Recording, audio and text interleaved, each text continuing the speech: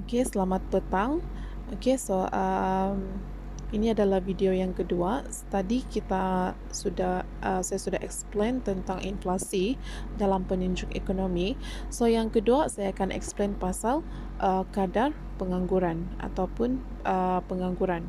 Oke, so pengangguran di sini dia ada terbahagi kepada 3 jenis pengangguran, yaitu pengangguran kitaran, pengangguran berstruktur, dan juga pengangguran geseran. Di mana pengangguran kitaran ini bermaksud dia disebabkan oleh kemelesetan ekonomi. Macam kita tahu, kemelesetan ekonomi ini menyebabkan permintaan buruh menurun. So, bila permintaan buruh menurun, berlakulah pengangguran. Jadi pengangguran yang disebabkan oleh kemelesetan ekonomi ini, pembuangan pekerja adalah disebabkan oleh pengangguran, adalah dinamakan sebagai pengangguran kitaran. Yang kedua adalah pengangguran berstruktur. Ini adalah pengangguran yang disebabkan oleh perubahan struktur ekonomi, bermaksud kemerosotan dari segi industri. So, macam kita tahu di Malaysia kita ada banyak industri. So, contohnya macam industri sektor perlombongan. So, bila contohnya macam mungkin ataupun juga macam Petronas contohnya. So, pembuangan pekerja di Petronas adalah disebabkan oleh industri tersebut. Okay, industri oil and gas. So, pembuangan pekerja ini yang dari oil and gas ini adalah dinamakan sebagai pengangguran berstruktur. Okay, so yang ketiga adalah pengangguran geseran. So, pengangguran geseran ini adalah disebabkan oleh perpindahan pekerjaan. Bukan geseran tapi perpindahan pekerjaan. Okey, so contohnya macam kita dari satu tempat berpindah ke satu tempat pekerjaan. So, ini adalah dipanggil sebagai pengangguran geseran. Ataupun contohnya macam student. Kalau student, dia after dia graduate, so dalam tempo untuk mencari pekerjaan tu dia menganggur kan. So, tempo dia menganggur itu dipanggil sebagai pengangguran geseran. Okey, so kesan pengangguran di sini dia akan memberi kesan kepada ekonomi negara kita untuk jatuh dan sosial negara juga akan jatuh. So, bila cakap pasal ekonomi negara dan sosial, dia juga melibatkan kepada pertumbuhan ekonomi. So, seterusnya kita tengok kepada KDNK ataupun keluaran dalam negara kasar. KDNK. So, KDNK ini dia melibatkan kepada pendapatan negara dan bila cakap pasal pendapatan negara, so dia melibatkan kepada pertumbuhan ekonomi. So, macam mana pertumbuhan ekonomi ini akan meningkat? Boleh meningkat, dia disebabkan oleh 1, 2, 3, 4, 5 sebab ini. Yang pertama adalah disebabkan oleh sumber alam semula jadi. So, disebabkan kita punya negara ni banyak sumber alam semula jadi, contohnya dalam sektor daripada sumber laut, sumber hutan, sumber mineral. So, disebabkan kita ada ini sumber, menyebabkan kita ada pertumbuhan ekonomi. Okey, so sebab bukan semua negara ada sumber alam semula jadi yang sama. Okey, contohnya macam di negara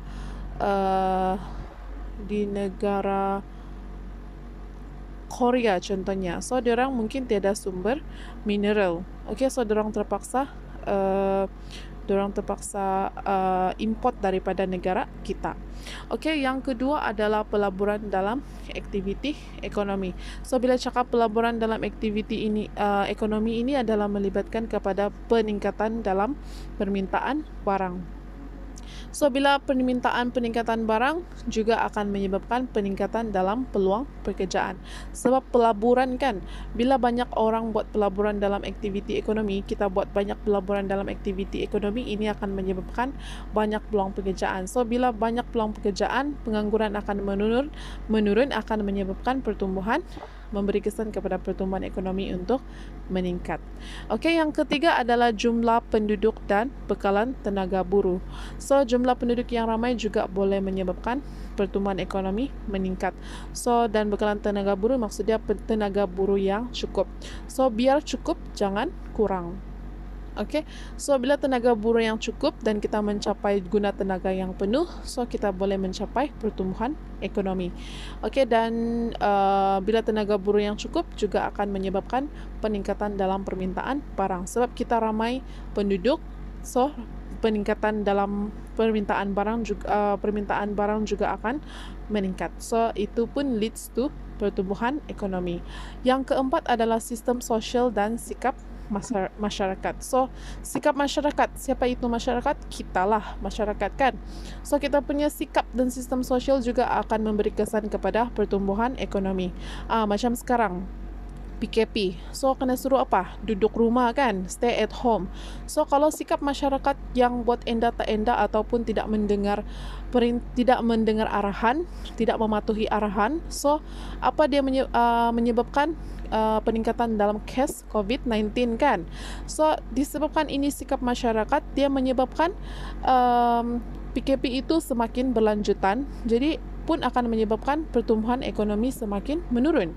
Jadi sebab sikap masyarakat inilah akan menyebabkan ekonomi juga akan menyebabkan pertumbuhan ekonomi. Jadi please stay at home and stay safe, right?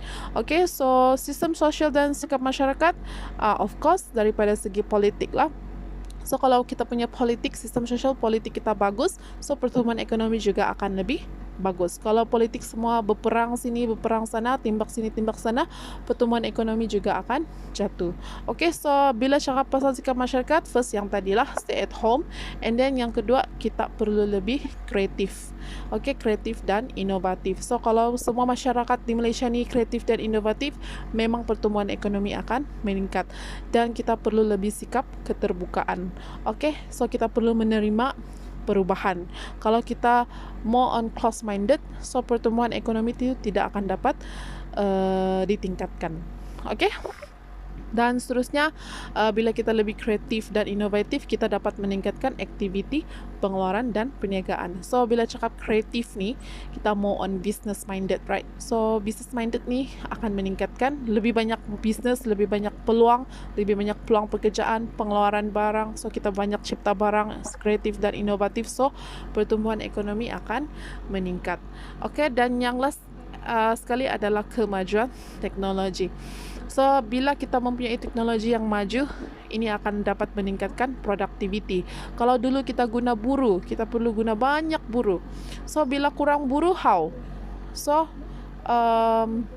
kita tidak mencapai productivity yang tinggi. So, tidak cekap. Kan? Jadi, bila kita ada kemajuan teknologi, kalau dulu sawah padi guna orang pergi tuai padi. Sekarang kita boleh guna jentera untuk tuai padi. Tuai padi kah? Tebas padi? Saya pun tidak pasti. Okay, so disebabkan itu kemajuan teknologi, kalau dulu guna buruh, sekarang kita guna mesin.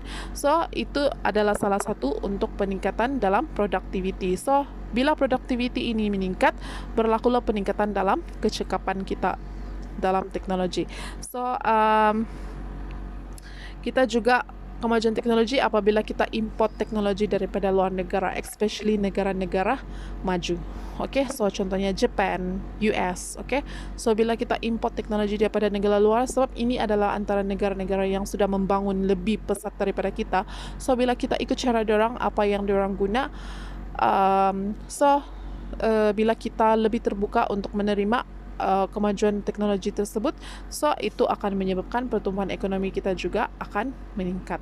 So itu adalah antara sebabnya, tetapi akibatnya ada 4. So yang first adalah penyediaan infrastruktur fizikal. So bila pertumbuhan ekonomi ini semakin meningkat, dia akan menyebabkan akibatnya penyediaan lebih banyak infrastruktur fizikal. Infrastruktur fizikal di sini menyebut kepada pusat pelabuhan, lapangan terbang dan pengangkutan. So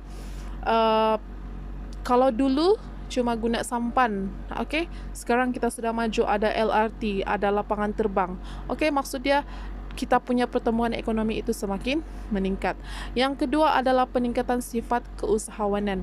Okay, bila ekonomi kita itu membangun, maka adalah peningkatan dalam sifat keusahawanan. Okay, so ini akan melibatkan sistem sosial dan sikap masyarakat dan of course kemajuan teknologi. Okay, so kita mempunyai sikap inovatif dan kreatif, dan kita boleh mencipta pelbagai barang dan perkhidmatan. So itu adalah peningkatan dalam sifat keusahawanan. Yang ketiga adalah kestabilan politik dan sosial. Okay, so akibat dia kita punya politik dan sosial akan lebih stabil. So, dapat meningkatkan lebih banyak barang, dan at the same time bila banyak barang, banyak size pengeluaran yang diperlukan, jadi dia lebih banyak memerlukan buruh. So, di sana dia akan meningkatkan peluang pekerjaan. Dan last sekali adalah peningkatan taraf pendidikan penduduk. So, pertumbuhan ekonomi perlu meningkat kerana ini akan meningkatkan taraf pendidikan. Okay, so dulu ekonomi belum berapa naik, belum berapa bagus. Sebab itu banyak orang-orang dulu yang tidak mampu untuk pergi sambung belajar ataupun tidak mampu untuk pergi sekolah. Tapi sekarang disebabkan pertumbuhan ekonomi kita ini semakin maju, maka kita punya taraf pendidikan juga semakin meningkat. Semua orang mampu pergi sekolah. Okey, sekarang semua budak-budak mampu pergi taska dan tadika. Okey, so bila adanya ini peningkatan taraf pendidikan, dia dapat membangun modal insan macam kita lah.